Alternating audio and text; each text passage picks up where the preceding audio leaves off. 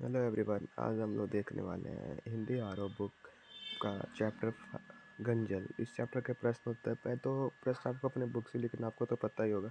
उत्तर लेके आया हूँ। पहले प्रश्न का उत्तर है, गुलमोहर एक फूलदार पेड़ है, परंतु कविता में गुलमोहर स्वाभिमान के सांकेतिक अर्थ के में प्रयुक्त हुआ है। कवि हमें गुलमोहर के द्वारा घर और बाहर दोनों स्थानों पर स्वाभिमान से जीने का प्रेरणा दे प्रदान करता है।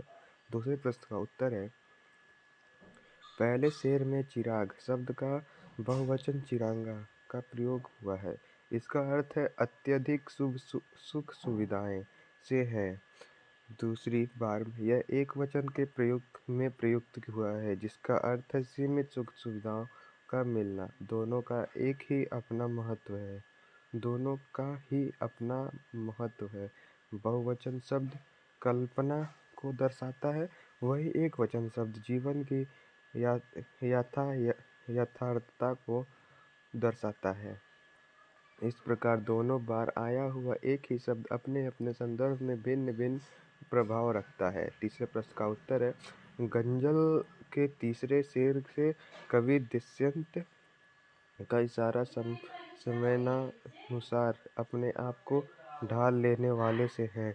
कवि कहते हैं कि ये ऐसे लोग हैं जिनकी आवश्यकताएं बड़ी सीमित होती है और इसीलिए ये अपना सफ़र आराम से काट लेते हैं। चौथे प्रश्न का उत्तर है, इन पंक्तियों के जरिए शासक वर्ग पर व्यंग किया गया है। शासक वर्ग की सत्ता होने के कारण ये वे किसी शायर की जुबान पर पाबंदी अर्थात अभिव्यक्ति पर पाबंदी लगा देते हैं। शासक को अपनी सत्ता कायम रखने के लिए इस प्रकार के सावधानी रखना जरूरी भी होता है, परंतु ये सार्थक सर्वथा अनुचित है।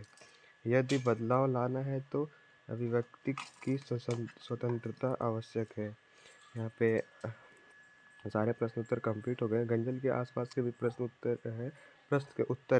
आपको तो अपने बुक से लिखना, आपको तो पता ही होगा। तो पहले प्रश्न का उत्तर है, ये तो आप अपने स्क्रीनशॉट ले लीजिए, जिसको मैं एक्सप्लेन नहीं करूँगा, वीडियो काफ़ी लंबी हो जाएगी इसकी वजह से। और इधर भी है 3 प्रश्न हैं इसके बाद के। तीनों प्रश्न के उत्तर या फिर कॉपी में लिखना है तो कॉपी में लिख लीजिए। मैं पॉज कर दे रहा हूँ थोड़ा देर के लिए, वीडियो पॉज करके आप लोग रोक लीजिए। और व्हाट्सएप चैनल को भी सब्सक्राइब कर लीजिए, फॉलो कर लीजिए। वीसी पावर 2008 है। और यहाँ पे भी आपको लाइक और सब्सक्राइब जरूर करके ही जाना है, ताकि इसके बाद के भी सारे वीडियो आपको मिल सके। Thank you.